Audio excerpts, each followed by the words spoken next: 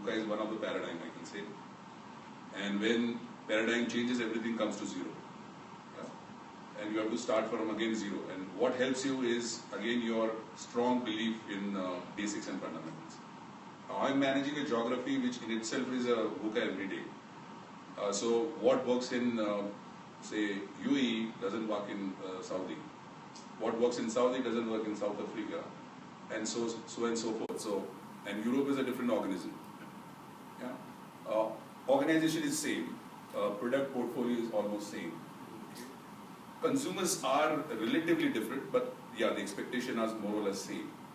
Now, in that kind of a backdrop, what you can do in order to maintain the uniformity or consistency when it comes to either you say the disposition or the behavior of your employees to the various challenges, and VUCA is, I will say, one of the challenges. Yeah, but the responses are very different. All four are very unique challenges.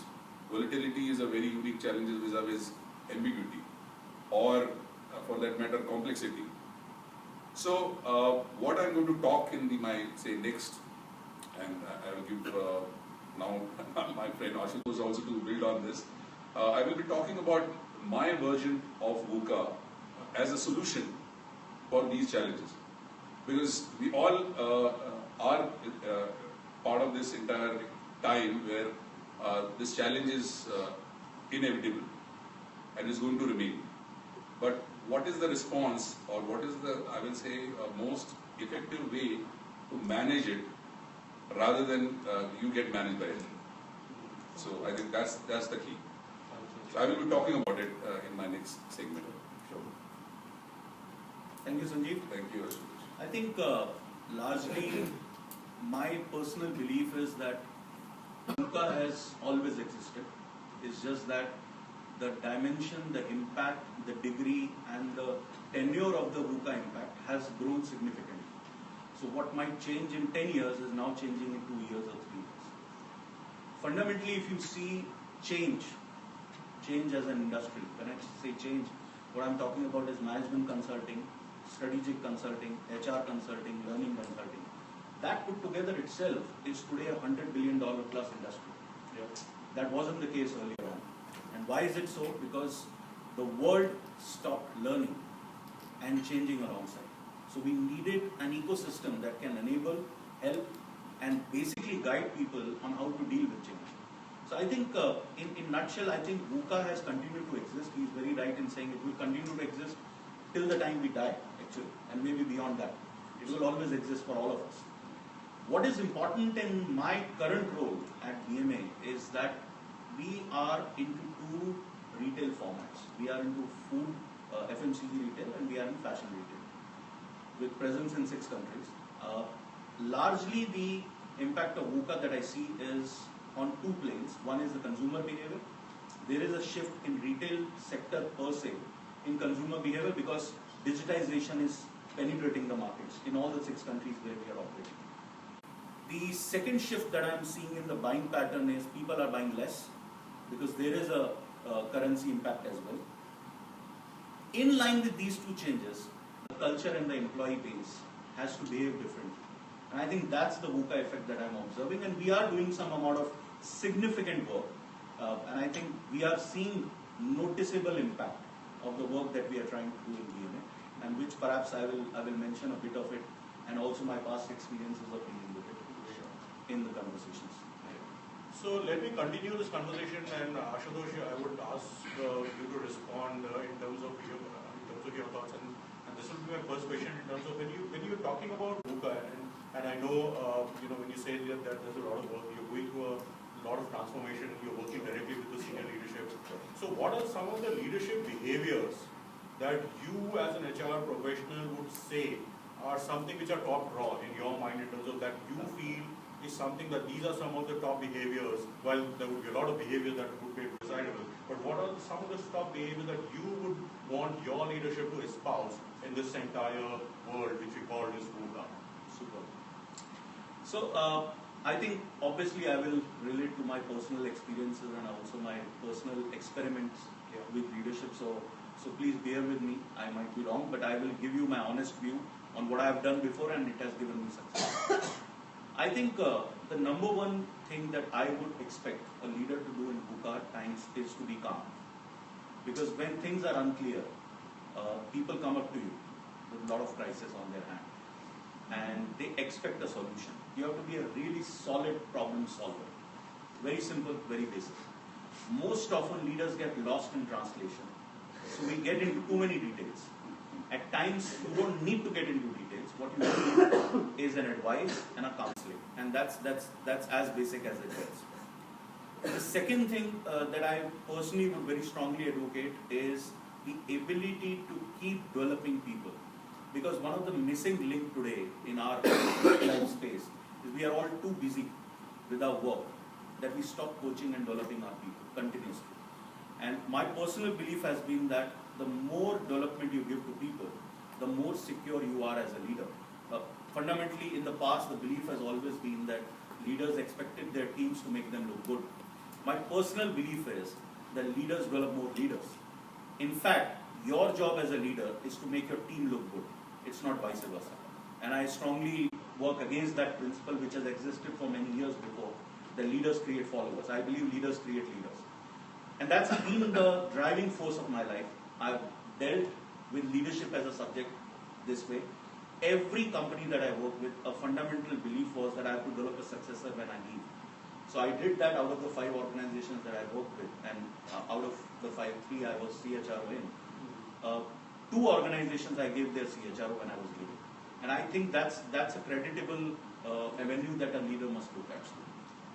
The so third your successor came internally yes, from the organization. yes. And the third and the most important thing here is that during VUCA, one of the biggest casualty is that people stop. There is a pause. In fact, I think VUCA is an opportunity. So you must invest a lot in culture building. One of the things we often talk about is vision. We say that vision is important, you must be clear on your goals, etc.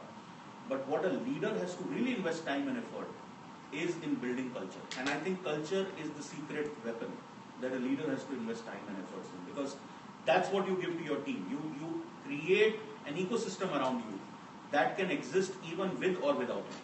And that's the real contribution a leader has to make in the VUCA world. Thank you. I think largely these 3 things. Sanjeev, if you want to build on this, and also when you're building on this, let me, the yin and yang, let me throw the counter to you. So are there certain behaviors that you really want to watch out and say, hey, this is a no-no? Yeah, I will dwell upon that. Yeah. Building on what Ashutosh mentioned, and I think it's very, very relevant. I think in my organization and in past as well, in order to address the volatility, what we have focused very significantly and invested is values.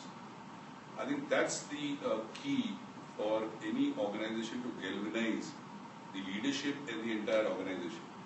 Because values are again behaviors, right? Values, and these are the behavior which you are demonstrating irrespective of the gravity of VUCA or no VUCA. This is what are your foundation of the kind of organization you want to create.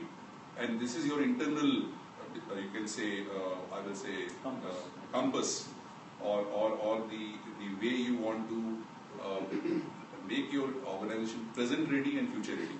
I think values for us is very, very key. And that is where we have done a lot of work in my past organization and my current organization. Even we created a leadership task force which revisited all our values while we are 87 years old company, as you know, Himalaya.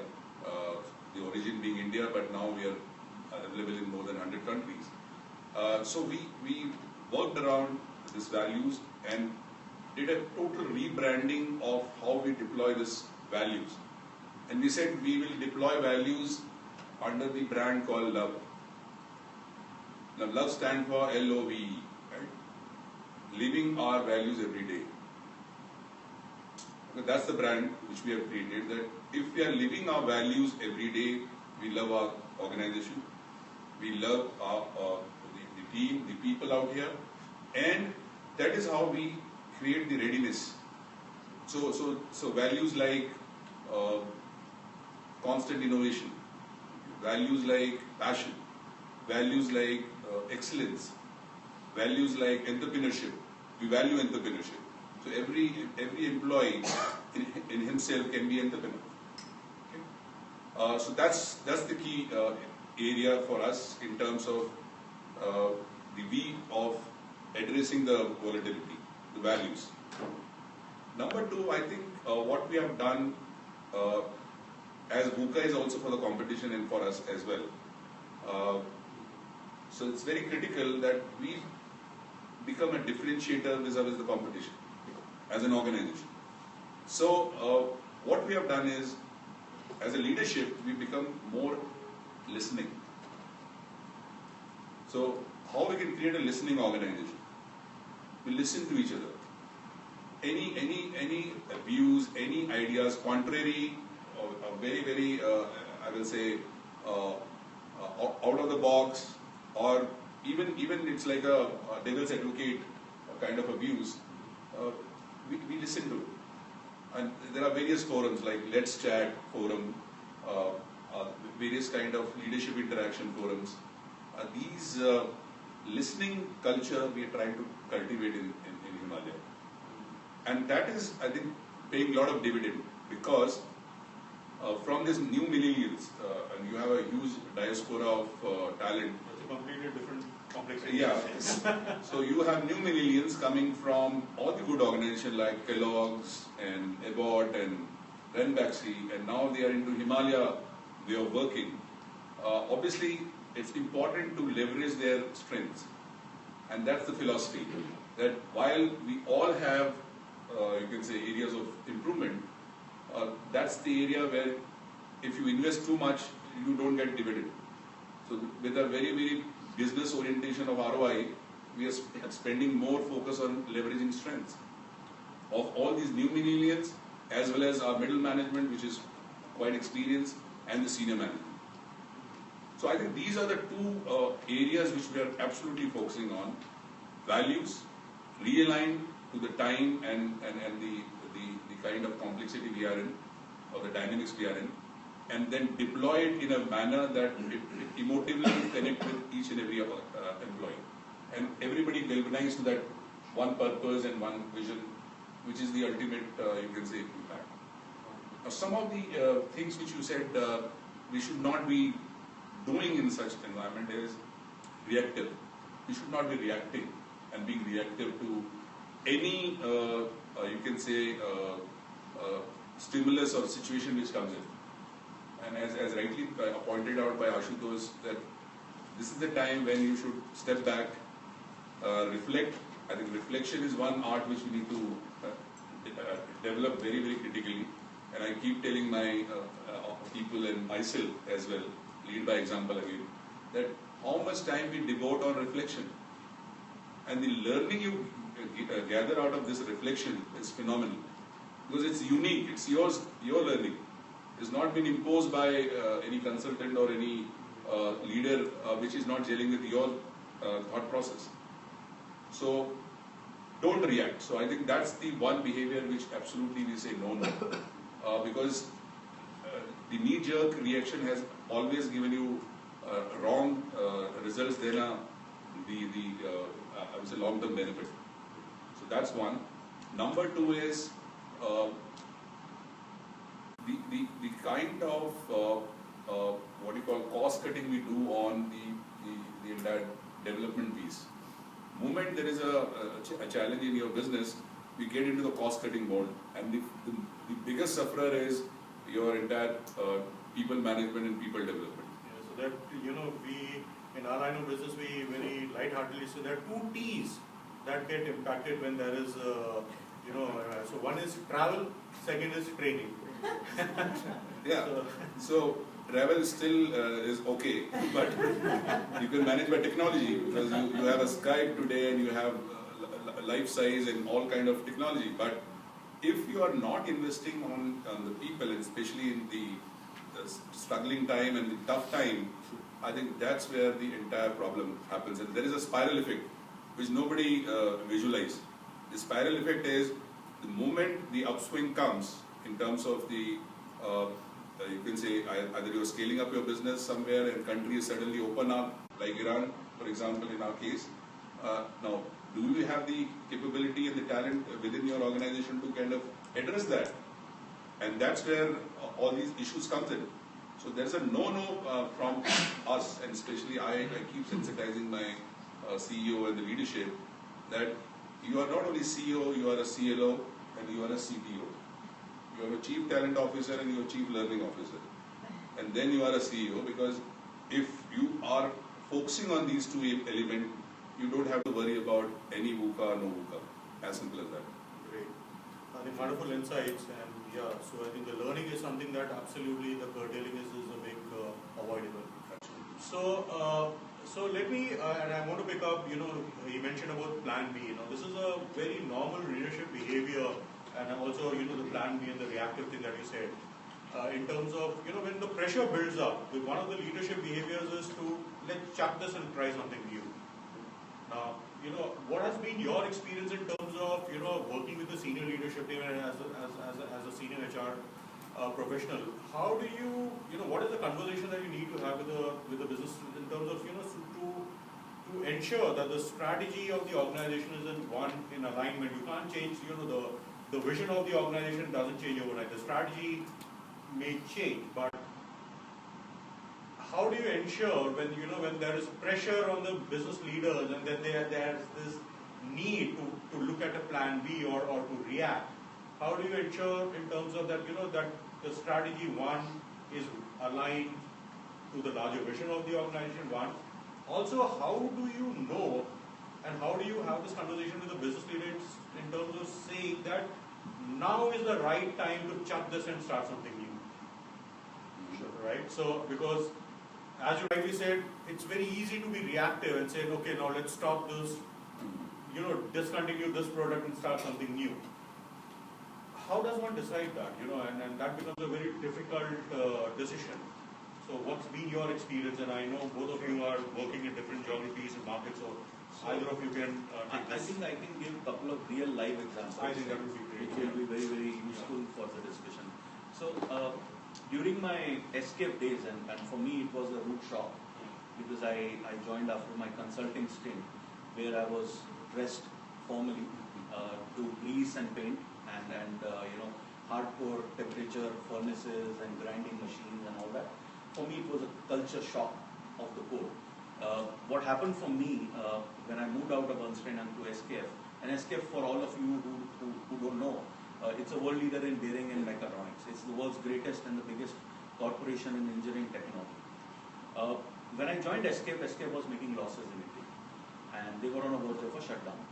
So the unit that I was working with was a loss-making unit, and it had not made profits for 10 years. One of the first things I realized when I was trying to understand the culture, and I was all of 26, Prashant, at that time. So my entire team was of the age of my father.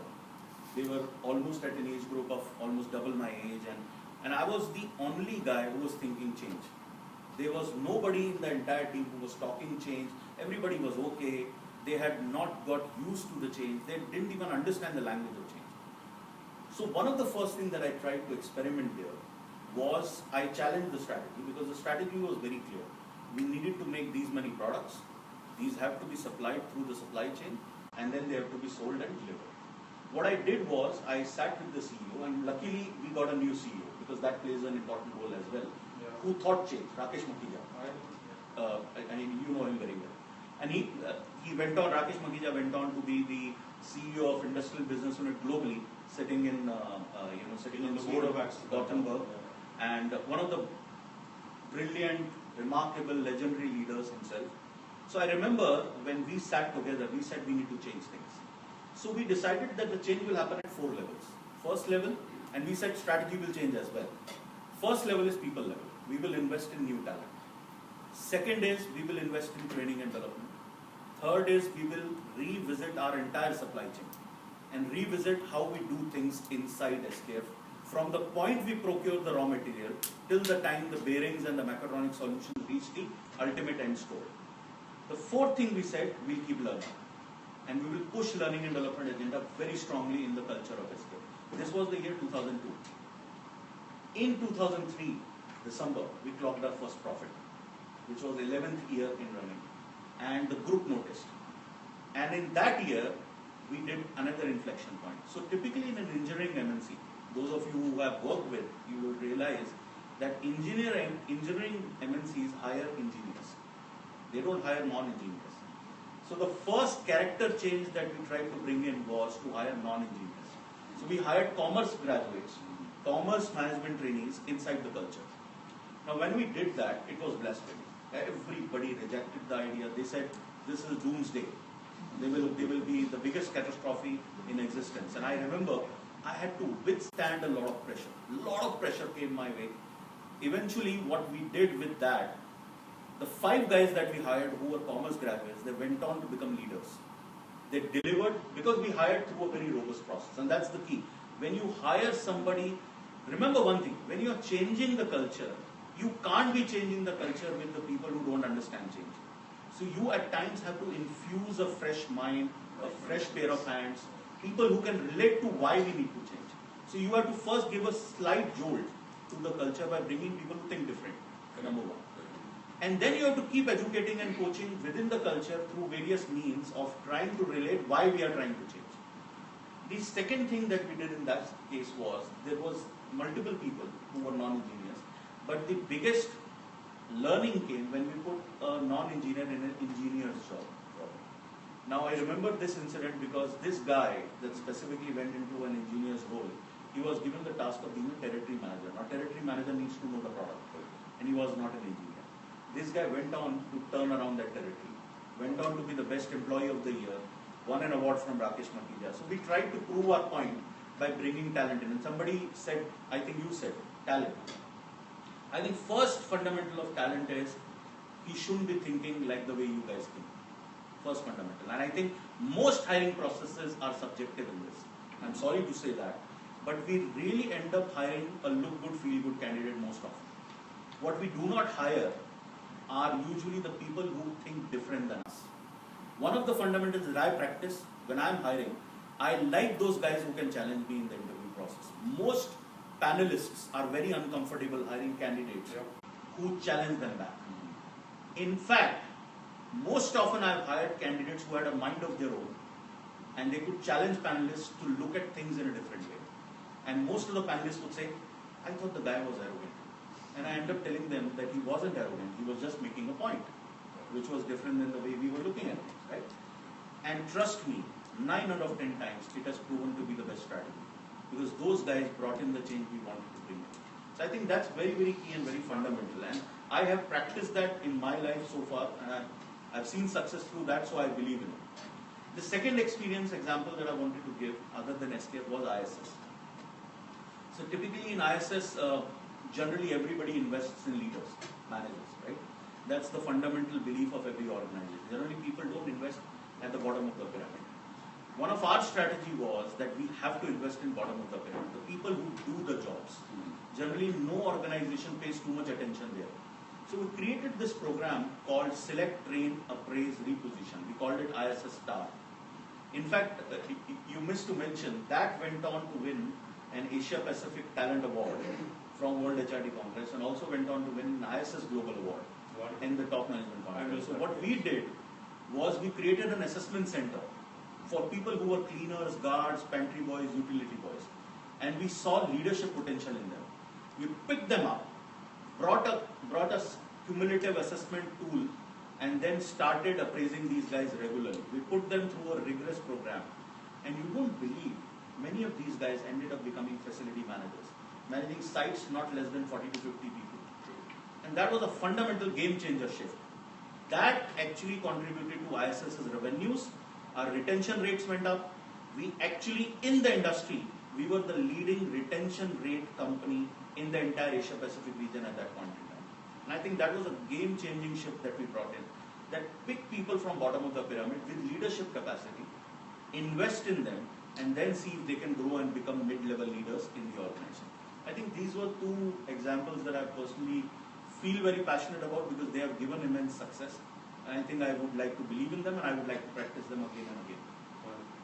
So Sanjeev, your examples in terms of your thoughts in terms of, the plan B, when do you say that, okay, now this is the right time to change, or we just need to pursue what we decided to do. Times are tough, but we need to stay true to what we decided to do. I think that is where we say, and I always believe, is that change is by design and not by default. And not for the sake of it, for sure, ever. Because at times it becomes a little fad in terms of, competition is changing and environment is changing. This is what generally is here during the business reviews and leadership committee meetings. Now, the point here is, one needs to reflect again on the basics. Again, I'll come back to the basics. What is the bigger purpose and the belief of the organization per se? And I'm not just only talking about revenue and the top line and the bottom line. I'm also talking in terms of the way you want to grow, okay? The way you want to bring that differentiation vis-a-vis others, whether it is in terms of the output or input. Okay? Now, I focus more on input, and that's where comes the talent. That's where here comes the plan A, B, C, D, all the plans. Okay. So, as rightly mentioned by Ashutosh, talent acquisition or recruitment, or for that matter, this is not a transactional process, and I think we all are victim of it, and we all are at times the sponsor of it, of just making it a very vacancy-filling transactional activity. On all my organization, in past organization, as well as Spirit organization, and Spirit organization, Allied Blenders, where I worked in India, we moved from, in 6 years, 200 million to $1 billion company. So 30% CAGR growth. Now, you can't achieve 30% CAGR growth by the conventional approach of, we have a requirement, we have to build a team, we have to build a business, hire the ready-made talent from the other Spirit organization. Immediate competition. Best-in-class Spirit talent from Pernod or Seagram's or whatever we call it, or Diageo. The entire discussion happened. It was a very, very heated discussion across the board, and including CEO. The end point was, and that's where HR role always has to be devil's advocate, not at the risk of losing job, but certainly you don't have to be conscious about that fact. Then we are not doing what we're supposed to do. I think we need to also believe in our beliefs the way CEO believe or CFO believe most of the time, and they always has so-called upper hand. And we said, do we want to create within this company a smaller Diageo? Do we want to create a smaller Seagram in a company, or we not need to have a unique proposition in terms of the kind of quality, the kind of delivery, the kind of execution we want from our talent? And that's where, as very rightly mentioned by Ashutosh, we said and we decided that we will not hire from spirits.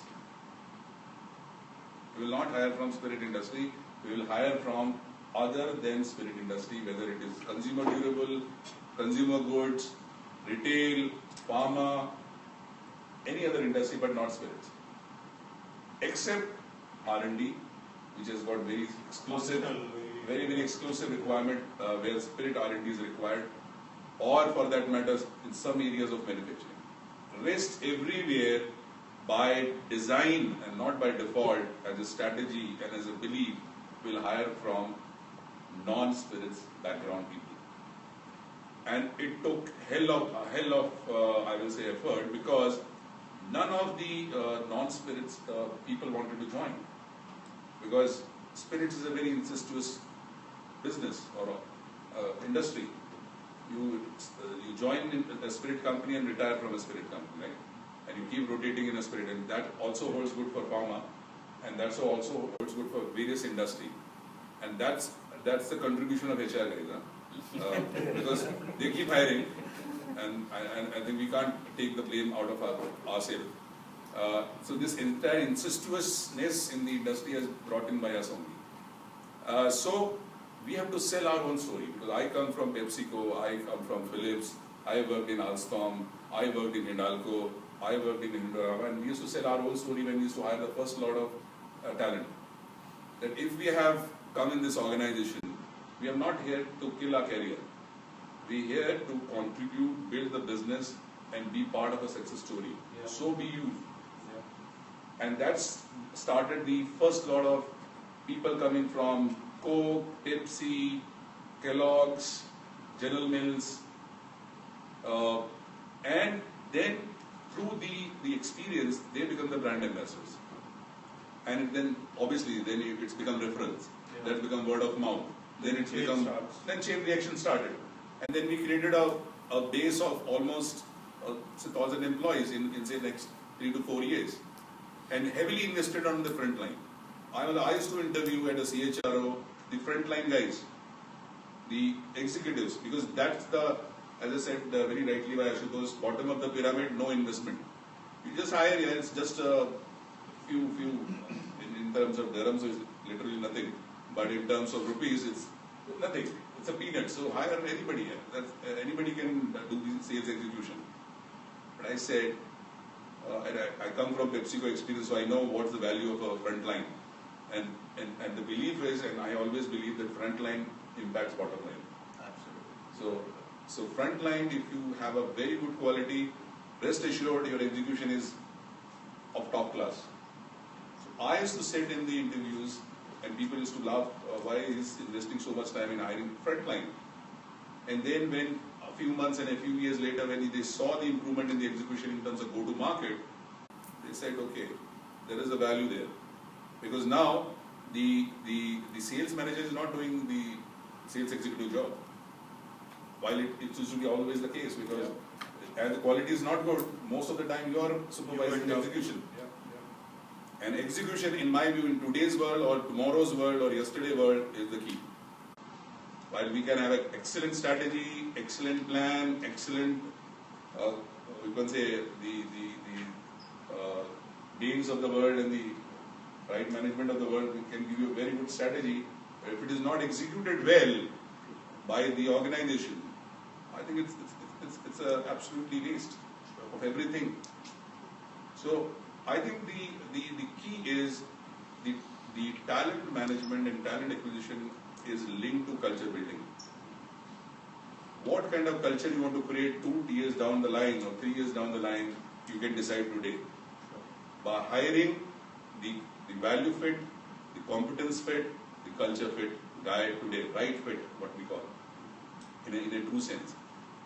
And I think in Himalaya also the same kind of a mindset. We being an Indian origin company, hire Indians. It's easy. But we are not Indian when you are in GCC. You have to have a diversity. While we have a good diversity in Europe, we have almost 65% gender diversity there and nationality diversity. We have improved in the last 1.5 years in this part of the region. Why? Because we need Egyptian. We need ladies, especially because our consumers are 80% female. And you have brand manager and marketing heads being male, and that too from India. Will not work. So now, as a mindset now, so there is a huge struggle, VUCA, no VUCA, in terms of shifting this mindset. From CEO to the marketing head, to the sales head, to the finance head, that no, we need local talent. We need diversified talent. We need different nationalities, because they will challenge the status quo. They will bring in new learning by design. Okay, you don't have to say, oh, I'm creating a learning organization. Rest assured, your learning organization will be created if you bring in this diversity in a right fit talent in your organization. And I have seen the dividend. And I believe you would have also had the similar experience. I think your 80% of issues get resolved if your talent management strategy has got all the right linkages with the culture building, the kind of speed and the agility you want to bring in your organization, the kind of like-mindedness to change you want to bring in, because these new guys, if you see, irrespective of the age, if you see they are more receptive to adaptability, they're more receptive to nimble-footed approach, I think then you're set. Because you don't have to tell them the merit of being very, very swift in your approach if the time changes.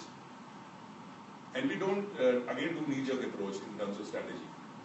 There is no knee-jerk approach. While the goalposts remain the same. The goalposts always remain the same. You don't change goalposts quite often, then it's like a self-goal. Yeah? If you keep changing the goalpost. So goalpost is same, whether it is a 3-year rolling plan or your the annual plan or then broken down into quarterly plan. But then, yes, we keep having a tab on what is changing on a weekly basis, what is changing on a monthly basis, whether there's a new ruling coming in, whether the devaluation kills your entire revenue. Okay, so are we in line with the devaluation? What we have budgeted, what we need to now budget, because that's how the Egypt, for example, Saudi for that matter, South Africa for that matter. Russia, now it is stable, the ruble, but you would have seen the last 2 years. So this dynamics you have to be always cognizant about. And as I said, cost management and value management we are doing on our entire, say, chain, business chain or value chain, and also in terms of the productivity. So if you require 10 people, hire 8, pay for 9. So never go for the exact number which you budgeted for your hiring. So if you have a 10 requirement, hire 8, give them salary of 9.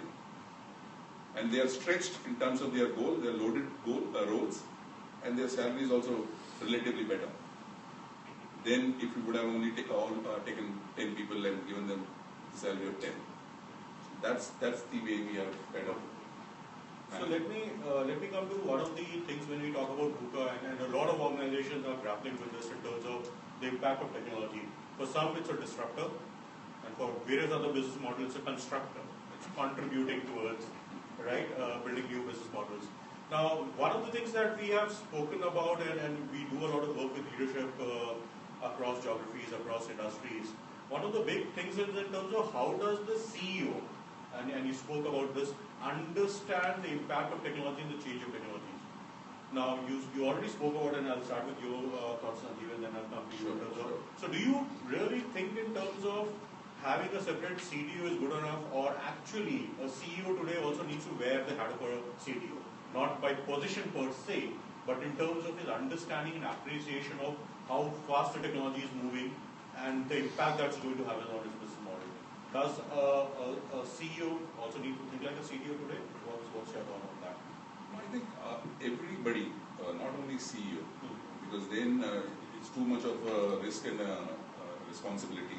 And if he fails, then everything goes for a toss. Everybody has to be time savvy and technology savvy. You cannot be dinosaur to technology today. Yeah. Otherwise, you're gone. As good as gone. All your laurels of past and your qualification doesn't work today. Giving you an example, so I built the people organization in the last 1.5 years for international business for Himalaya. And while we have a good talent, we never have those people processes. Okay? So we build the people processes from having a very KRAs and competency-based performance management system, creating an academy which will drive the entire capability building. Now, these are a very, very slow, I would say slow change. If you have to go by a very conventional route. But if you bring in technology in this element, I'm more talking from the people perspective now, you institutionalize it. You make the change irreversible. Because even if I'm not there, this technology, which is integrated in your people practices, will ensure that it is sustained. You can't shut out because there's an investment coming in into the bringing the technology. So we brought SAP SuccessFactors for Himalaya. And it was a huge conversation and discussion with the CEO in terms of, oh, we are just started on the PMS, we just started on the LMS, we just started on this is just few months we have just created all this, you can say, building blocks. And how come we will be ready to the technology? I said, don't underestimate the power of a common man. Again, the Chennai Express dialogue, people who see the Indian movies, the people are absolutely ready. They come from those organizations where they have those either experience or they have touched upon, or they are. Everybody's on smartphone, everybody's on apps, everybody's on Facebook, and we are talking about how this technology will be adapted by them. And we got an approval, and not only for Rumia region, for Europe, Asia Pac, all regions will go together, but phase-wise, of course. So we'll taste the success in one region, replicate. So that, and then we had a. So how did the CEO respond to it? Was he?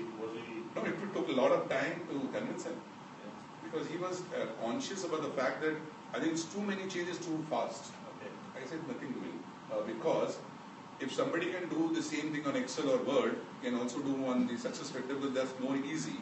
One, and it is more, you can say, long-term productive for him. With all the historical information, he can now spool in from there. In terms of what he has done in 16, was it a 17, was it a 80. He has everything in his touch of a button, just login and password. So we brought in SAP SuccessFactors on board. Wipro came as the project implementer. It took a lot of time in terms of the entire moving from this entire mindset of having a very ad hoc approach towards everything to more process and structured approach, and then bringing technology. So we finished everything by say August. The 16 KRA happened, mid-year happened in July, and October we went into the live success sector.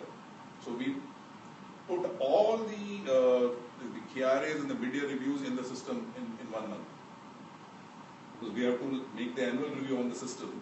So we have to finish everything, the past steps, so that the process is complete. It is a huge issue, because all these 100+ employees across 35 countries, they were getting jittery that while we have to manage sales and the entire year-end budgets and everything, how come we will transition into this? So then we again branding happened of this leap. We said we are taking a leap, leveraging effectiveness through automating processes. Branding and communication plays such an important role. Very critical. It's sustainable.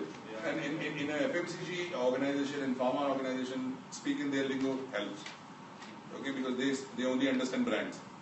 So if you make a HR brand, they absolutely connect to it very easily. Yeah. And that's where we invested time. So we traveled, we brought people in groups, we used technology in terms of life size, Skype, whatever conference all can happen in a way, and then we engage Wipro to support them. 1 month, then November end, everything was transitioned into it. Wow. We finished our entire calibration just a week ago, and replicated in Europe parallelly. Europe is also live. Asia Pac is also live today on PNS and now moving into LMS. So what I'm trying to say is, it's just a matter of the kind of either you can say a foot down approach, or a very, very assertive approach, or a very, very clear approach that this is needed today. We can't wait till tomorrow, because tomorrow will be too late, and then we will be only reacting. Today we can afford to be proactive. It's almost like the urgent and important metrics. So you can plan important things, you can't plan urgent things. As simple as that. So if it is important, do it now. Let's not wait till the important work move to your urgent metrics and become urgent and important. Then you don't have the luxury of time to plan it. You don't have the luxury of time to execute it well as well. So it has went very smooth. Today is very happy. Touch of button, you can see an entire organization. He can do the entire talent planning. Who are my high points? Who is my successor for the key talents? He is seeing the merit of the. So at times you have to keep creating that bigger picture which nobody is seeing. So it's seeing the unseen and making the entire organization see that in whatever way, communication, positioning, branding, connecting with them, listening. One thing that I've realized in my career as an HR consultant is that, an HR business partner needs to be an excellent salesperson. It's something that your ability to sell a thought, a concept, an investment internally has to be phenomenal. So thanks. Ashutosh, let me, and I want to hear your thoughts on this, the technology piece, and I understand you are also experimenting with it a bit. But and then while you answer that, also throw your thoughts in on one more aspect. When pressure builds up and the business is not doing well, and this is again something that I've seen in a lot of organizations, and especially in an organization which is multi-business, multifunctional, distributed, large functions, geographies, right? And you have functions, and leaders at times, and we have seen this a consequence even at a very senior level. People become very self-focused, right? My interest becomes paramount in the larger organization because I am probably trying to save my job, but the number pressures, and collaboration as a behavior becomes a big sort of a casualty, right? When the pressure comes in, right? How have you been able to, and I understand you have been working with multiple businesses, the food, fashion, and it's a fairly metro size at one level, integration is happening in your organization. How have you been able to manage that so that it doesn't become a casualty, number one? Because all said and done, human beings, it's a natural behavior. When pressure builds in, my interest becomes paramount. And when, as a senior leader, do you feel I need to take a tough call? When the organizational interest becomes, what is that moment? And have you been in those situations where you have actually been pushed to think, now enough is enough, I need to take a tough call because probably this is not a point where I want collaboration to be a casualty. So your thoughts on that? Perfect. So let me encapsulate a few pointers on the technology bit. Yeah. I would just like to slightly go backward and say that if you really look at the technology landscape, every year there are disruptive tools and technologies coming out in the world. For a consumer at large, it's very confusing. In HR space, in knowledge management space, in LMS space, in HR product space, there is a plethora of products. Yeah. So it's very confusing at times which one to pick, which one to reject, right? Number one. Now when you look at that market, what you have to relate to, because I will relate to my experience in building 2 global shared service centers. One I did it for SKF and another one I did for ISS before I joined BMA. That was a global shared service center again, capturing around 53 countries. Yeah. One of the experiences I've had is that the first starting point, which I want to leave with everyone, while he covered everything, and this is also a key as an add-on to what he very rightly captured in, is to actually first understand what does a user want. Number 2, is there IT literacy in your culture? Yeah. Do they really understand how to leverage the best out of a tool? Many a times we don't do these 2 assessments. Yeah. And when we don't do these 2 assessments as an HR function, as a technology function also, because your CIO also might not feel the need to do this, right? What I've often found is a product which never meets its expectations and objectives. You end up investing money and you don't get the delivery. Yeah. So it's very important to find answer to these 2 questions. What is the capability of the users in the organization? Number 2, what are you expecting out of the system? Is analytics is what your expectation? Is your expectation dashboards? Is your expectation doing a better talent management like we spoke of? Or is your expectation to do the complete performance management program online? What's your expectation? First define that. Yeah. And then start looking at what you have available as a product. I just wanted to bring this element in because these are key, I believe, make or break transitions that These are decision-making Decision-making very, very criteria, clearly. To answer the second question that you asked, Prashant, let me look back at my BMA experience. I joined an organization that has existed for 20 years without an HR function. So it had a very personal and administrative feel to it. Historically, we have a very dynamic board. I would say, in fact, go on to say that they are one of the most entrepreneurial, most learned individuals that I've ever come across in my life. And they are at par with the global best of the best that I've seen. And I've really worked with some of the global best leaders globally. So when I looked at my board, what I realized was that the company and the group has grown so big. We are around $4 billion already. We have grown so big globally only because of these 6 people. Because they were brilliant leaders themselves. But we had grown so big that it was now impossible for the 6 of them to drive the culture. And the biggest investment they made was to bring somebody at my level who will work closely with the board. So that itself was a statement that they wanted to give. But I also realized, and to answer your question, that if I have to change the culture of BM, because one of the key casualties in culture building was, for us typically today, was employee engagement. Nobody felt the need to appreciate people. There was a top-down, directive-driven approach.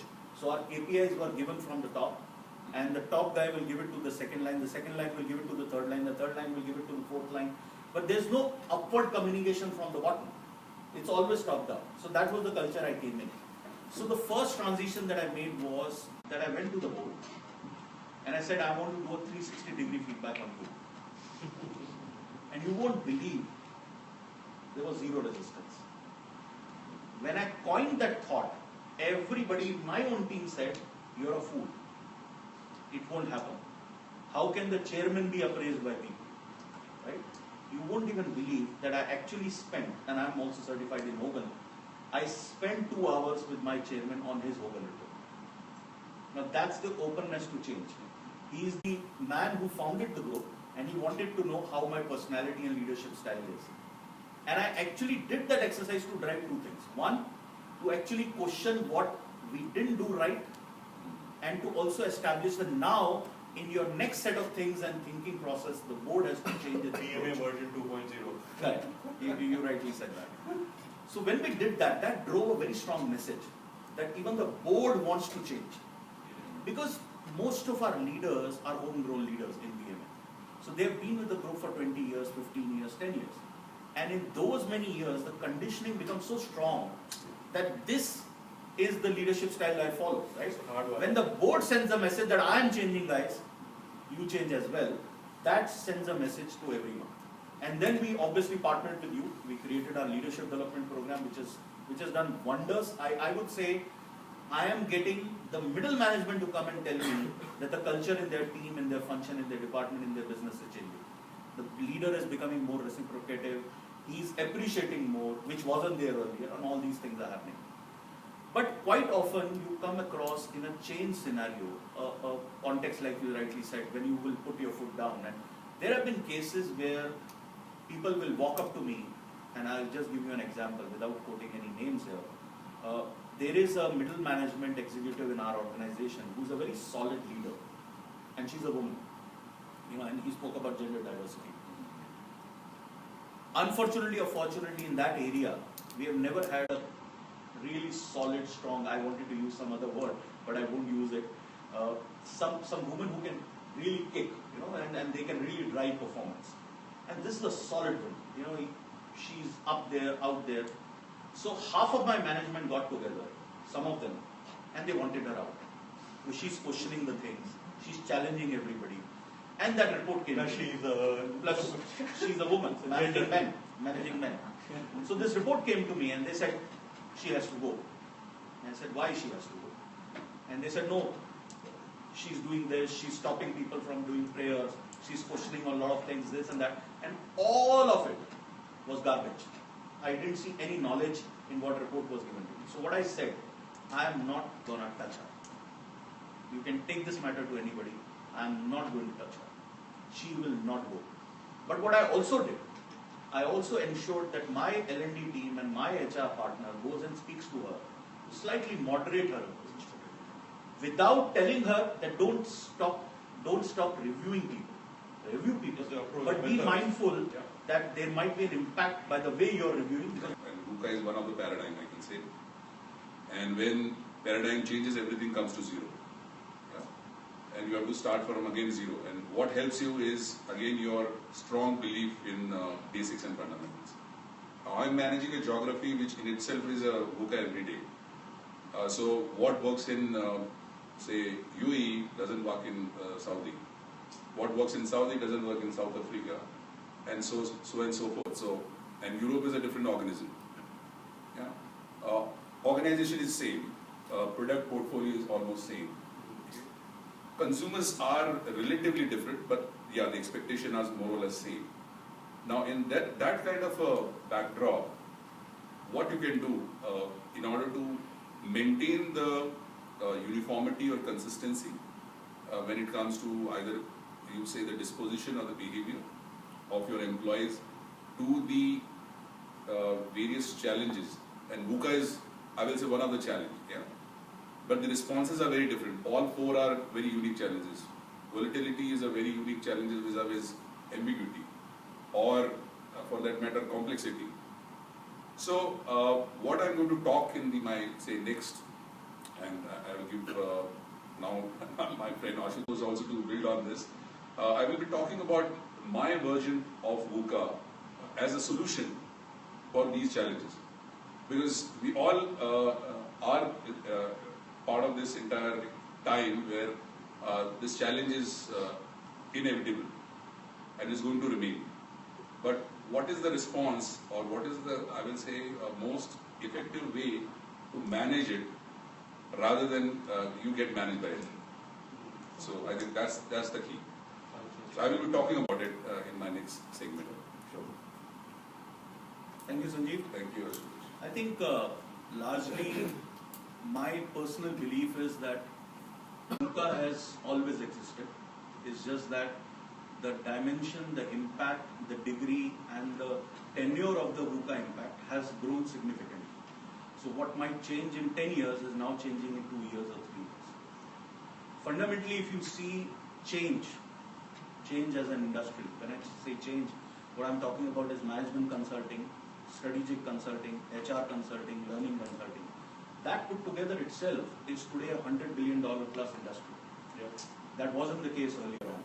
And why is it so? Because the world stopped learning and changing alongside. So we needed an ecosystem that can enable, help, and basically guide people on how to deal with change. So I think, in nutshell, I think VUCA has continued to exist. He's very right in saying it will continue to exist till the time we die, actually, and maybe beyond that. It will always exist for all of us. What is important in my current role at BMA is that we are into two retail formats. We are into food, FMCG retail, and we are in fashion retail, with presence in 6 countries. Largely the impact of VUCA that I see is on 2 planes. One is the consumer behavior. There is a shift in retail sector per se in consumer behavior because digitization is penetrating the markets in all the 6 countries where we are operating. The second shift that I'm seeing in the buying pattern is people are buying less because there is a currency impact as well. In line with these 2 changes, the culture and the employee base has to behave differently. And I think that's the VUCA effect that I'm observing, and we are doing some amount of significant work. And I think we are seeing noticeable impact of the work that we are trying to do in BMA, and which perhaps I will mention a bit of it, and also my past experiences of dealing with it in the conversations. So let me continue this conversation, and Ashutosh, I would ask you to respond in terms of your thoughts, and this will be my first question in terms of when you're talking about VUCA, and I know when you say that there's a lot of work, you're going through a lot of transformation, and you're working directly with the senior leadership. So what are some of the leadership behaviors that you as an HR professional would say are something which are top draw in your mind in terms of that you feel is something that these are some of the top behaviors? Well, there would be a lot of behaviors that would be desirable, but what are some of the top behaviors that you would want your leadership to espouse in this entire world which we call this VUCA? Super. So I think obviously I will relate to my personal experiences and also my personal experiments with leadership. So please bear with me. I might be wrong, but I will give you my honest view on what I have done before, and it has given me success. I think the number one thing that I would expect a leader to do in VUCA times is to be calm.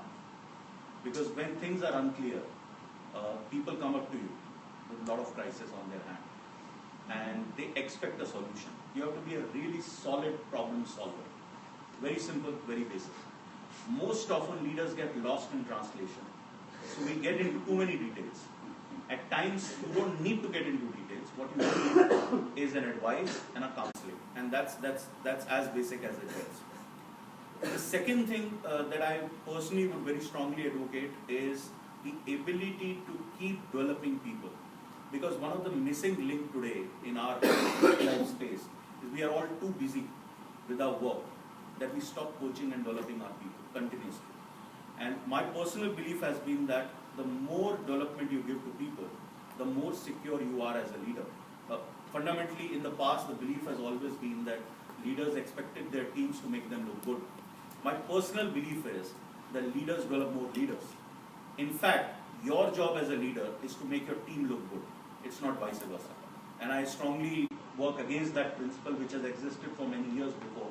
The leaders create followers. I believe leaders create leaders. And that's been the driving force of my life. I've dealt with leadership as a subject this way. Every company that I work with, a fundamental belief was that I have to develop a successor when I leave.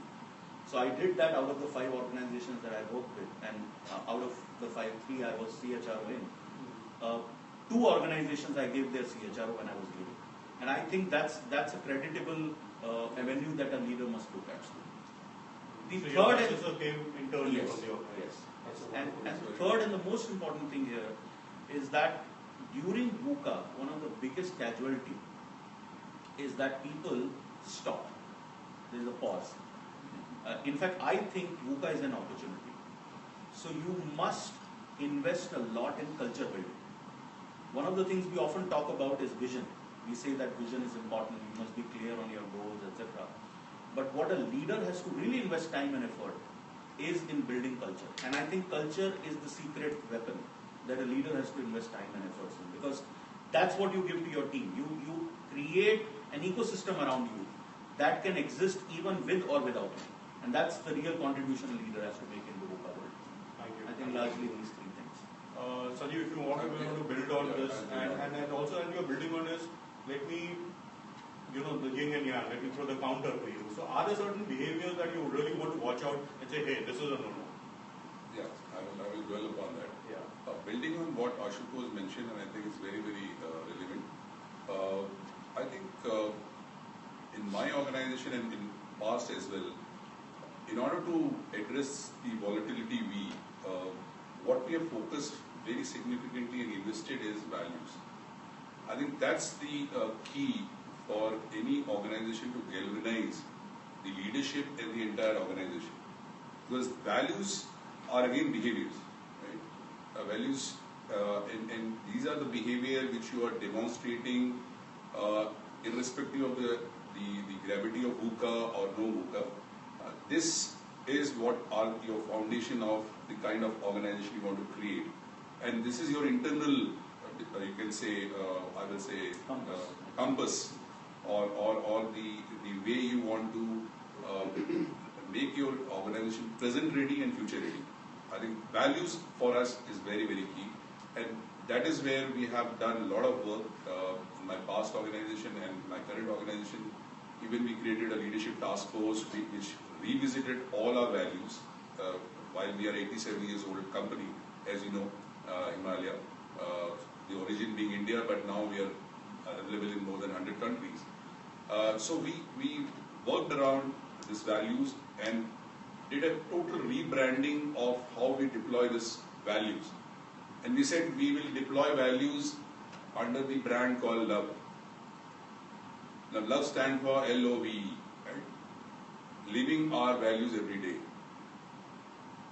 Okay, that's the brand which we have created, that if we are living our values every day, we love our organization, we love the team, the people out here, and that is how we create the readiness. So values like constant innovation, values like passion, values like excellence, values like entrepreneurship. We value entrepreneurship. So every employee in himself can be entrepreneur. Okay? So that's the key area for us in terms of the V of addressing the volatility, the values. Number two, I think what we have done as VUCA is also for the competition and for us as well. So it's very critical that we become a differentiator vis-a-vis the competition as an organization.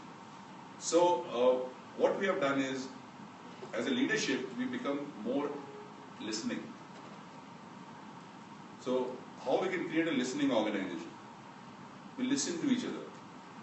Any views, any ideas, contrary, or very, I will say, out of the box, or even it's like a devil's advocate kind of a views, we listen to it. And there are various forums like Let's Chat forum, various kind of leadership interaction forums. These listening culture we are trying to cultivate in Himalaya. And that is, I think, paying a lot of dividend, because from these new millennials, and you have a huge diaspora of talent. It's a completely different complexity. Yeah. So you have new millennials coming from all the good organizations like Kellogg's and Abbott and Ranbaxy, and now they are into Himalaya way of working. Obviously, it's important to leverage their strengths, and that's the philosophy. That while we all have, you can say, areas of improvement, that's the area where if you invest too much, you don't get dividend. So with a very business orientation of ROI, we are spending more focus on leveraging strengths of all these new millennials, as well as our middle management, which is quite experienced, and the senior management. So I think these are the two areas which we are absolutely focusing on. Values, realign to the time and the kind of complexity we are in, or the dynamics we are in, and then deploy it in a manner that it emotively connect with each and every employee. And everybody galvanized to that one purpose and one vision, which is the ultimate, you can say, impact. Now, some of the things which you said we should not be doing in such environment is reactive. We should not be reacting and being reactive to any, you can say, stimulus or situation which comes in. And as rightly pointed out by Ashutosh, that this is the time when you should step back, reflect. I think reflection is one art which we need to develop very critically. And I keep telling my people and myself as well, lead by example again, that how much time we devote on reflection. And the learning you gather out of this reflection is phenomenal. Because it's unique, it's your learning. It's not been imposed by any consultant or any leader which is not gelling with your thought process. So don't react. So I think that's the one behavior which absolutely we say no. Because the knee-jerk reaction has always given you wrong results than I would say long-term benefit. So that's one. Number two is the kind of what you call cost cutting we do on the entire development piece. Moment there is a challenge in your business, we get into the cost cutting mode, and the biggest sufferer is your entire people management and people development. Yeah, so that, we in our line of business, we very light-heartedly say there are two T's that get impacted when there is so one is travel, second is training. Yeah. So travel still is okay, but you can manage by technology, because you have a Skype today and you have life size and all kind of technology. But if you are not investing on the people, and especially in the struggling time and the tough time, I think that's where the entire problem happens. And there is a spiral effect which nobody visualizes. The spiral effect is the moment the upswing comes in terms of the you can say either you're scaling up your business somewhere and countries suddenly open up, like Iran, for example, in our case. Now, do you have the capability and the talent within your organization to kind of address that? And that's where all these issues comes in. So there's a no-no from us, and especially I keep sensitizing my CEO and the leadership that you are not only CEO, you are a CLO and you are a CTO. You are a Chief Talent Officer and you are Chief Learning Officer.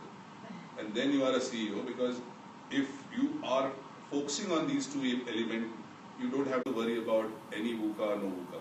As simple as that. Great. I think wonderful insights, and yeah, so I think the learning is something that absolutely the curtailing is a big avoidable. So let me, and I want to pick up, you mentioned about plan B. This is a very normal leadership behavior, and also, the plan B and the reactive thing that you said.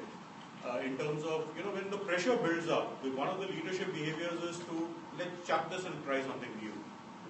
Now, what has been your experience in terms of, working with the senior leadership team and as a senior HR professional?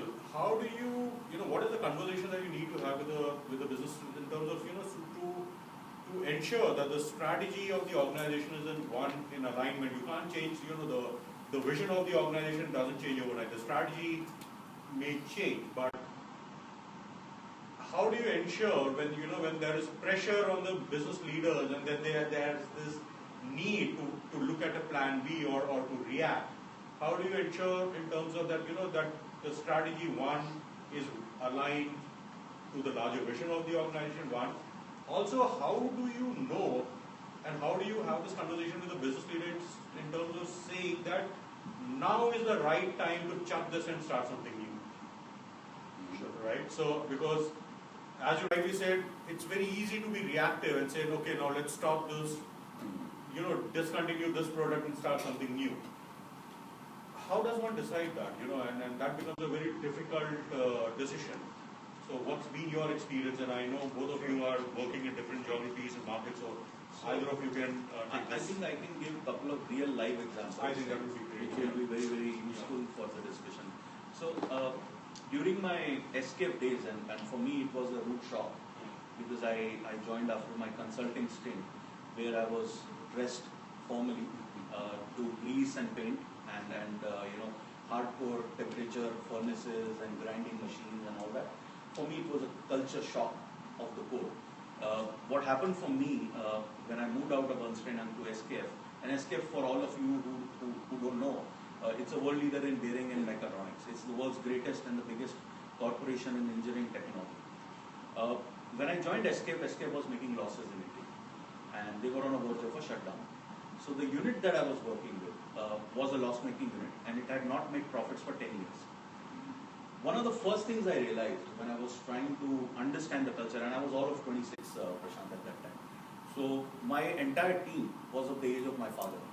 They were almost at an age group of almost double my age, and I was the only guy who was thinking change. There was nobody in the entire team who was talking change. Everybody was okay. They had not got used to the change. They didn't even understand the language of change. So one of the first things that I tried to experiment there was I challenged the strategy, because the strategy was very clear. We needed to make these many products. These have to be supplied through the supply chain, and then they have to be sold and delivered. What I did was I sat with the CEO, and luckily we got a new CEO, because that plays an important role as well, who thought change, Rakesh Makhija. You know him very well.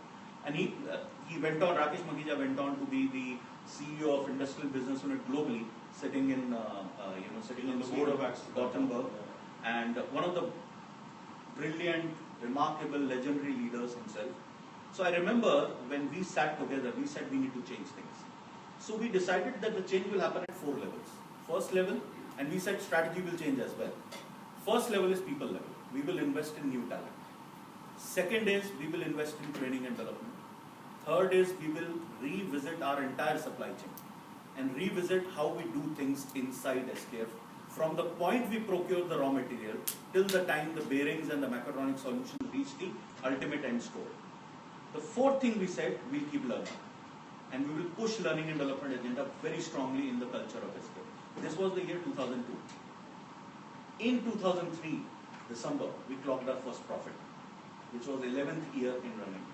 and the group noticed. And in that year, we did another inflection point. So typically in an engineering MNC, those of you who have worked with, you will realize that engineering MNCs hire engineers. They don't hire non-engineers. So the first character change that we tried to bring in was to hire non-engineers.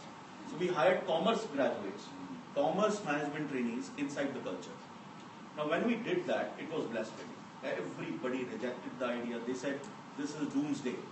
They will be the biggest catastrophe in existence. And I remember I had to withstand a lot of pressure. A lot of pressure came my way.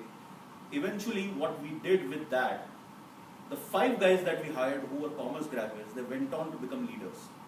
They delivered because we hired through a very robust process. And that's the key. When you hire somebody, remember one thing, when you are changing the culture, you can't be changing the culture with the people who don't understand change. So you at times have to infuse a fresh mind, a fresh pair of hands, people who can relate to why we need to change. So you have to first give a slight jolt to the culture by bringing people who think different, number one. And then you have to keep educating and coaching within the culture through various means of trying to relate why we are trying to change. The second thing that we did in that case was, there was multiple people who were non-engineers, but the biggest learning came when we put a non-engineer in an engineer's job. Now I remember this incident because this guy that specifically went into an engineer's role, he was given the task of being a territory manager. Now territory manager needs to know the product, and he was not an engineer. This guy went on to turn around that territory, went on to be the best employee of the year, won an award from Rakesh Makilia. So we tried to prove our point by bringing talent in. And somebody said, I think you said, talent. I think first fundamental of talent is he shouldn't be thinking like the way you guys think. First fundamental. And I think most hiring processes are subjective in this. I'm sorry to say that. But we really end up hiring a look good, feel good candidate most often. What we do not hire are usually the people who think different than us. One of the fundamentals that I practice when I'm hiring, I like those guys who can challenge me in the interview process. Most panelists are very uncomfortable hiring candidates who challenge them back.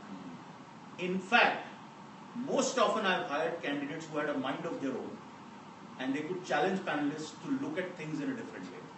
And most of the panelists would say, I thought the guy was arrogant. And I end up telling them that he wasn't arrogant, he was just making a point, which was different than the way we were looking at things, right? And trust me, 9 out of 10 times it has proven to be the best strategy. Because those guys brought in the change we wanted to bring in. So I think that's very, very key and very fundamental. And I have practiced that in my life so far, and I've seen success through that, so I believe in it. The second experience example that I wanted to give, other than SKF, was ISS. So typically in ISS, generally everybody invests in leaders, managers, right? That's the fundamental belief of every organization. Generally people don't invest at the bottom of the pyramid. One of our strategy was that we have to invest in bottom of the pyramid, the people who do the jobs. Generally no organization pays too much attention there. So we created this program called Select, Train, Appraise, Reposition. We called it ISS Star.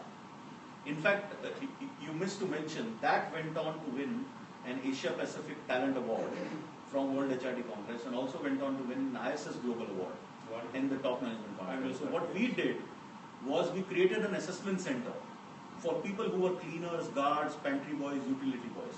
And we saw leadership potential in them. We picked them up, brought a cumulative assessment tool, and then started appraising these guys regularly. We put them through a rigorous program. And you won't believe, many of these guys ended up becoming facility managers, managing sites not less than 40 to 50 people. And that was a fundamental game changer shift. That actually contributed to ISS's revenues. Our retention rates went up. We actually, in the industry, we were the leading retention rate company in the entire Asia Pacific region at that point in time. And I think that was a game-changing shift that we brought in. That pick people from bottom of the pyramid with leadership capacity, invest in them, and then see if they can grow and become mid-level leaders in the organization. I think these were 2 examples that I personally feel very passionate about because they have given immense success. And I think I would like to believe in them and I would like to practice them again and again. So Sanjeev, your examples in terms of your thoughts in terms of, the plan B, when do you say that, okay, now this is the right time to change or we just need to pursue what we decided to do. Times are tough, but we need to stay true to what we decided to do. I think that is where we say, and I always believe is that change is by design and not by default. And not for the sake of it, for sure, ever. Because at times it becomes a little fad in terms of, competition is changing and environment is changing. This is what generally you hear during the business reviews and leadership committee meetings. Now, the point here is, one needs to reflect again on the basics. Again, I come back to the basics. What is the bigger purpose and the belief of the organization per se? And I'm not just only talking about revenue and the top line and the bottom line. I'm also talking in terms of the way you want to grow. Okay? The way you want to bring that differentiation vis-a-vis others, whether it is in terms of the output or input. Okay?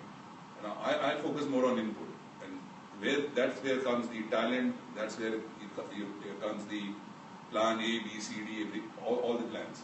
Okay. So, as rightly mentioned by Ashutosh, talent acquisition or recruitment, or for that matter, this is not a transactional process, and I think we all are victim of it, and we all are at times the sponsor of it, of just making it a very vacancy-filling transactional activity. On all my organization, in past organization, as well as Spirit organization, and Spirit organization, Allied Lenders, where I worked in India, we moved from, in 6 years, 200 million to $1 billion company. So 30% CAGR growth. Now, you can't achieve 30% CAGR growth by the conventional approach of, we have a requirement, we have to build a team, we have to build a business, hire the ready-made talent from the other Spirit organization. Immediate competition. Best-in-class Spirit talent from Pernod or Seagram's or whatever we call it, or Diageo. The entire discussion happened. It was a very, very heated discussion across the board, and including CEO. And the end point was, and that's where HR role always has to be devil's advocate, not at the risk of losing job, but certainly you don't have to be conscious about that fact. Then we are not doing what we're supposed to do. I think we need to also believe in our beliefs the way CEO believe or CFO believe most of the time, and they always has so-called upper hand. And we said, do we want to create within this company a smaller Diageo? Do we want to create a smaller Seagram in a company, or we not need to have a unique proposition in terms of the kind of quality, the kind of delivery, the kind of execution we want from our talent? And that's where, as very rightly mentioned by Ashutosh, we said and we decided that we will not hire from spirits. We will not hire from spirit industry. We will hire from other than spirit industry, whether it is consumer durable, consumer goods, retail, pharma, any other industry, but not spirits.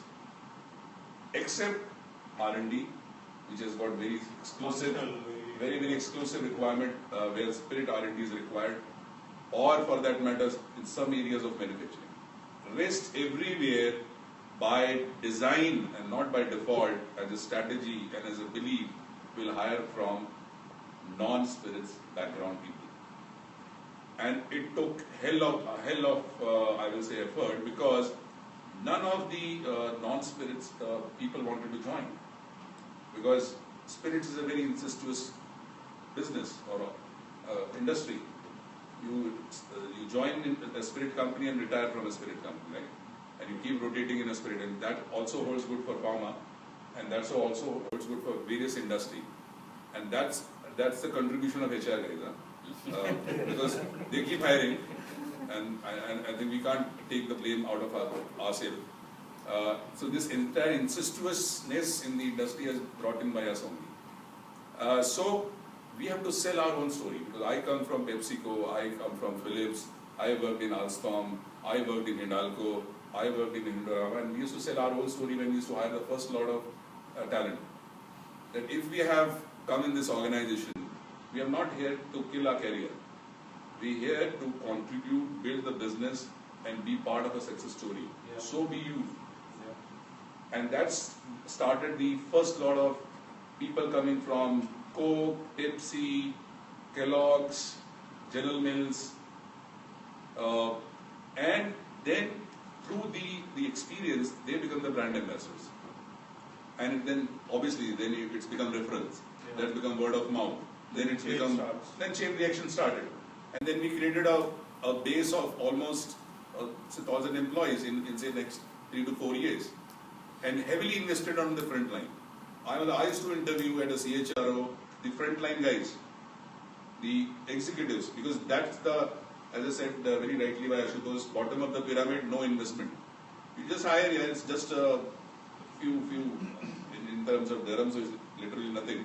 But in terms of rupees, it's nothing. It's a peanut. So hire anybody. Yeah. Anybody can do the sales execution. But I said, and I come from PepsiCo experience, so I know what's the value of a front line. And the belief is, and I always believe that front line impacts bottom line. Absolutely. So front line, if you have a very good quality, rest assured your execution is of top class. So I used to sit in the interviews and people used to laugh, why is investing so much time in hiring front line? And then when a few months and a few years later, when they saw the improvement in the execution in terms of go-to-market, they said, okay, there is a value there. Because now the sales manager is not doing the sales executive job. While it used to be always the case, because as the quality is not good, most of the time you are supervising the execution. Yeah. And execution, in my view, in today's world or tomorrow's world or yesterday's world is the key. While we can have an excellent strategy, excellent plan, excellent, we can say the beings of the world and the right management of the world can give you a very good strategy. But if it is not executed well by the organization, I think it's a absolutely waste of everything. So I think the key is the talent management and talent acquisition is linked to culture building. What kind of culture you want to create 2 years down the line or 3 years down the line, you can decide today.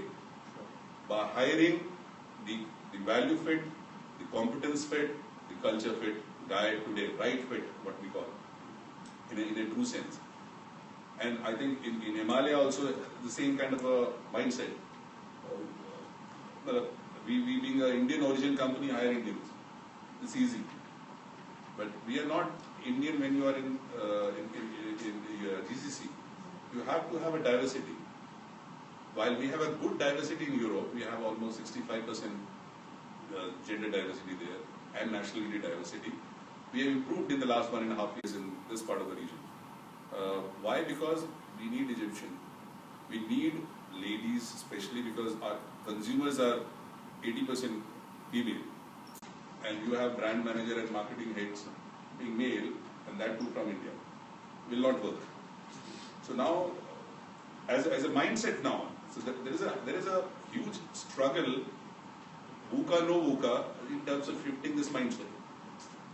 From CEO to the marketing head, to the sales head, to the finance head, that no, we need local talent. We need diversified talent. We need different nationalities, because they will challenge the status quo. They will bring in new learning by design. Okay, you don't have to say, oh, I'm creating a learning organization. Rest assured, your learning organization will be created if you bring in this diversity in a right fit talent in your organization. And I have seen the dividend. And I believe you would have also had the similar experience.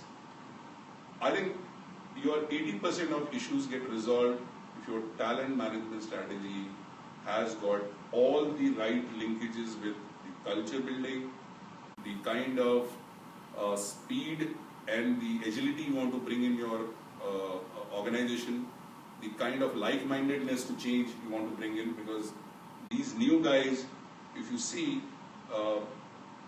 irrespective of the age, if you see they are more receptive to adaptability, they're more receptive to nimble-footed approach, I think then you're set.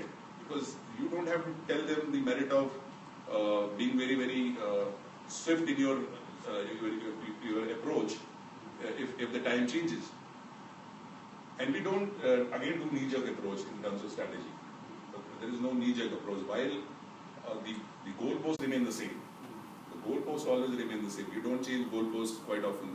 Then it's like a self-goal. Yeah? If you keep changing the goalpost. So goalpost is same, whether it is a 3-year rolling plan or your the annual plan, or then broken down into quarterly plan. But then, yes, we keep having a tab on what is changing on a weekly basis, what is changing on a monthly basis, whether there is a new ruling coming in, where the devaluation kills your entire revenue. Okay, so are we in line with the devaluation? What we have budgeted, what we need to now budget, because that's how the Egypt, for example, Saudi for that matter, South Africa for that matter. Russia, now it is stable, the ruble, but you would have seen the last 2 years. So this dynamics you have to be always cognizant about. And as I said, cost management and value management we are doing on our entire, say, chain, business chain or value chain, and also in terms of the productivity. So if you require 10 people, hire 8, pay for 9. So never go for the exact number which you budgeted for your hiring. So if you have a 10 requirement, hire 8, give them salary of 9.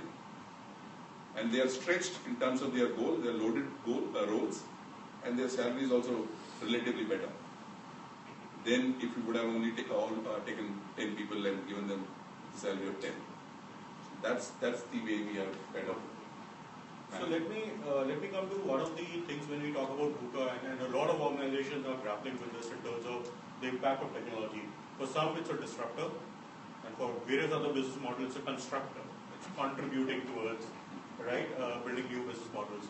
Now, one of the things that we have spoken about, and we do a lot of work with leadership across geographies, across industries. One of the big things is in terms of how does the CEO, and you spoke about this, understand the impact of technology and the change of technologies. Now, you already spoke about, and I'll start with your thoughts, Sanjeev, and then I'll come to you. Sure. So do you really think in terms of having a separate CTO is good enough, or actually a CEO today also needs to wear the hat of a CTO? Not by position per se, but in terms of his understanding and appreciation of how fast the technology is moving and the impact that's going to have on his business model. Does a CEO also need to think like a CTO today? What's your thought on that? I think everybody, not only CEO, because then it's too much of a risk and a responsibility. And if he fails, then everything goes for a toss. Everybody has to be time savvy and technology savvy. You cannot be dinosaur to technology today. Otherwise, you're gone. As good as gone. All your laurels of past and your qualification doesn't work today.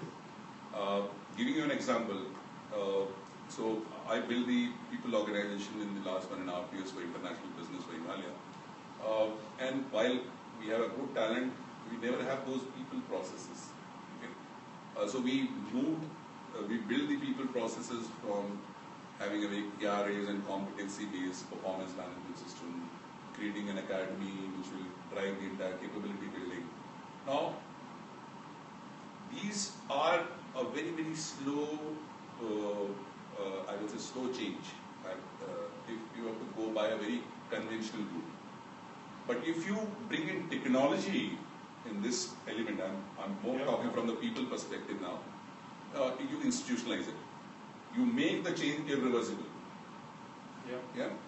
Because even if I'm not there, this technology, which is integrated in your people practices, will ensure that it is sustained. You can't shut off because there's an investment coming in into the bringing the technology. So we brought SAP SuccessFactors for Himalaya.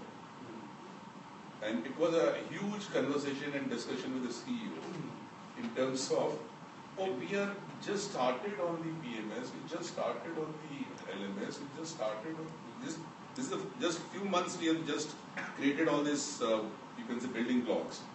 And how come we will be ready to the technology? I said, don't underestimate the power of a common man.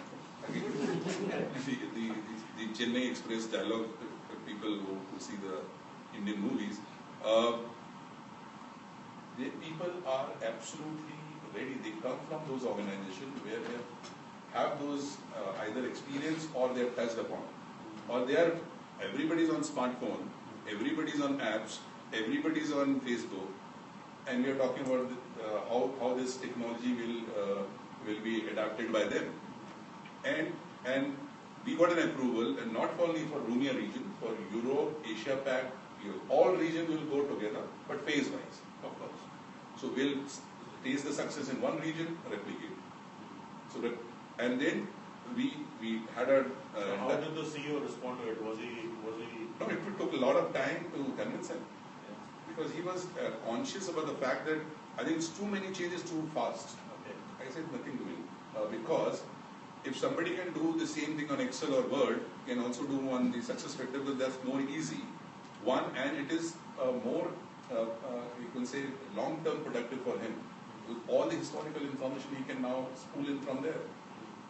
In terms of what he has done in 16, was it a 17, was it a 80. He has everything in his touch of a button, just login and password. So we brought in SAP SuccessFactors on board, Wipro came as the project implementer. It took a lot of time in terms of the entire moving from this entire mindset of having a very ad hoc approach towards everything to more process and structured approach, and then bringing technology. So we finished everything by say August. The 16 KRA happened, mid-year happened in July, and October we went into the live success sector. So we put all the KRAs and the mid-year reviews in the system in 1 month, because we have to make the annual review on the system. So we have to finish everything, the past steps, so that the process is complete. It is a huge issue, because all these 100+ employees across 35 countries, they were getting jittery that while we have to manage sales and the entire year-end budgets and everything, how come we will transition into this? So then we again branding happened of this leap. We said we are taking a leap, leveraging effectiveness through automating processes. Branding and communication plays such an important role. Very critical. It is sustainable. Yeah. And in a FMCG organization, in pharma organization, speaking their lingo helps. Okay, because they only understand brands. So if you make a HR brand, they absolutely connect to it very easily. Yeah. And that's where we invested time. So we traveled, we brought people in groups, we used technology in terms of life size, Skype, whatever conference, all can happen in a way, and then we engage Wipro to support them. 1 month, that November end, everything was transitioned into it. Wow. We finished our entire calibration just a week ago, and replicated in Europe parallelly. Europe is also live, Asia Pac is also live today on PNS and now moving into LNS. So what I'm trying to say is, it's just a matter of the kind of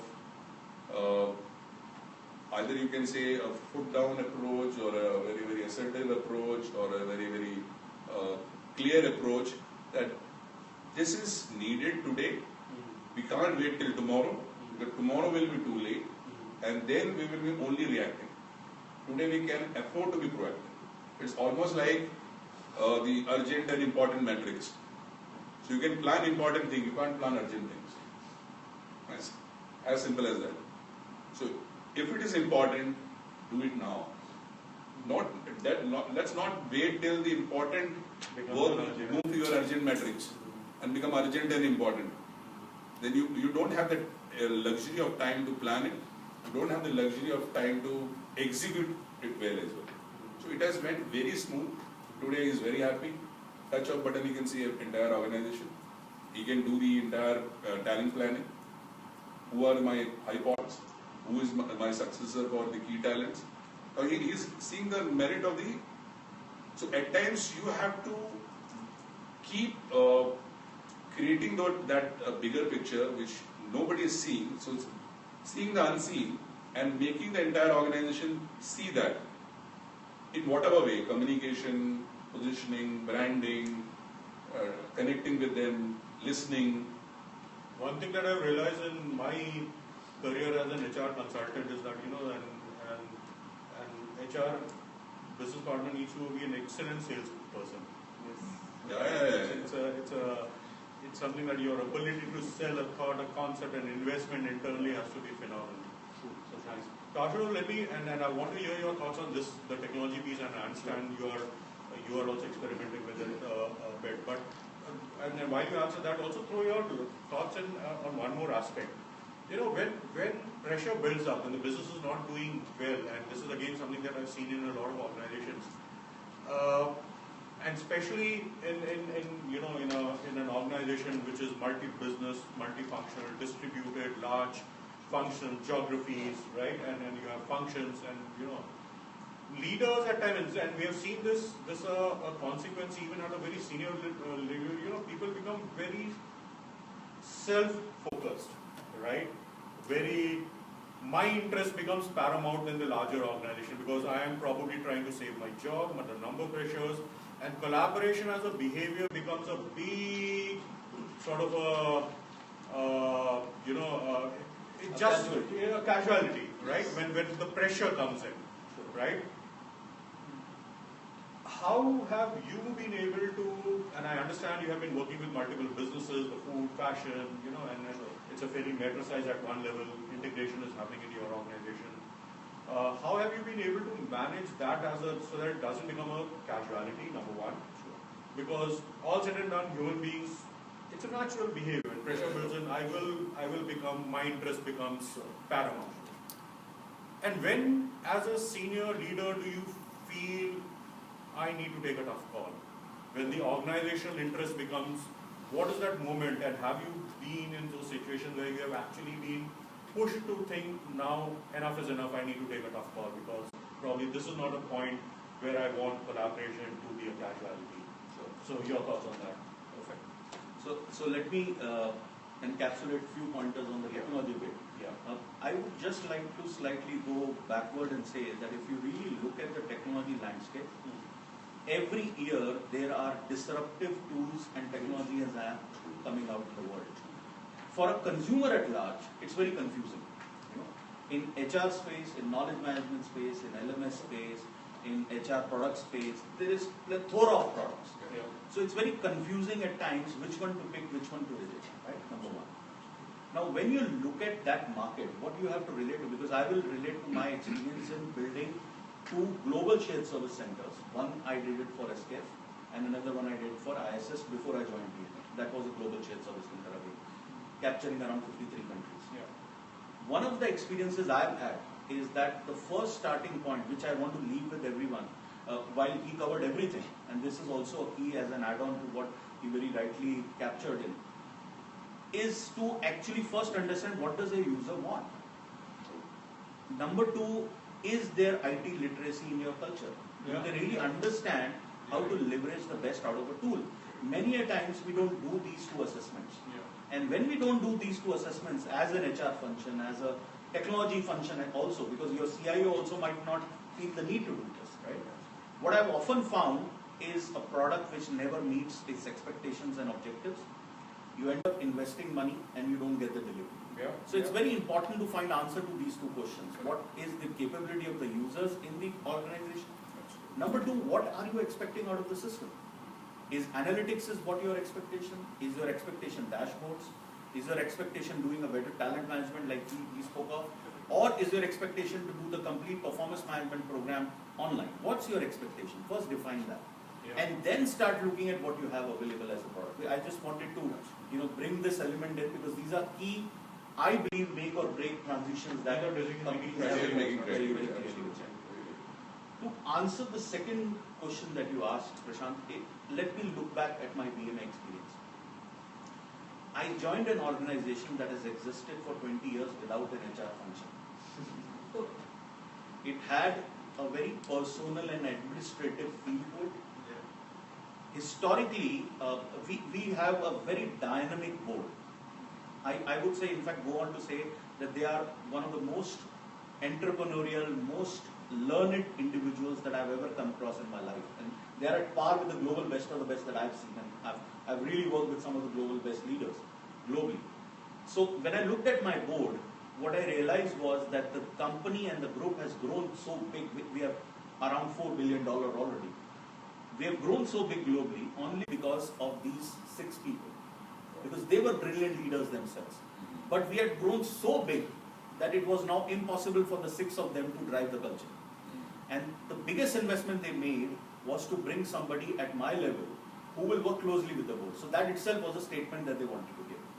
But I also realized, and to answer your question, that if I have to change the culture of PM, because one of the key casualties in culture building was, for us typically today, was employee engagement. Nobody felt the need to appreciate people. There was a top-down, directive-driven approach. So our KPIs were given from the top, and the top guy will give it to the second line will give it to the third line will give it to the fourth line. But there's no upward communication from the bottom.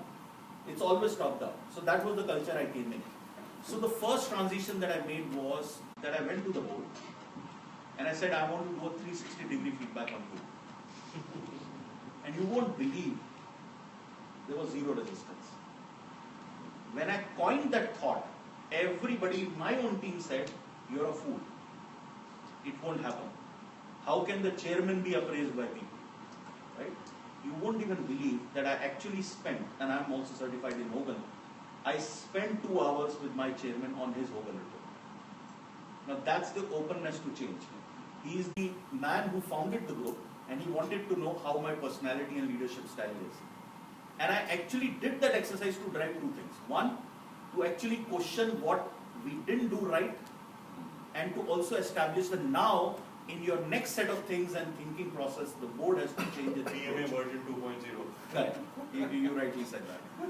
So when we did that, that drove a very strong message that even the board wants to change. Because most of our leaders are homegrown leaders in BMA.